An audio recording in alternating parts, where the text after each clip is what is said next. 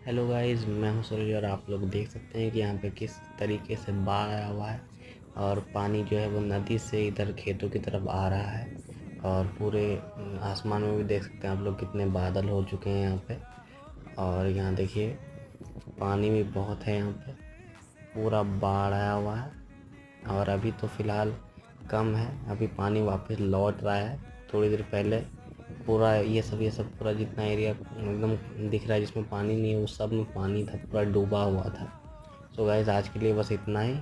मिलते हैं अपने नेक्स्ट व्लॉग में।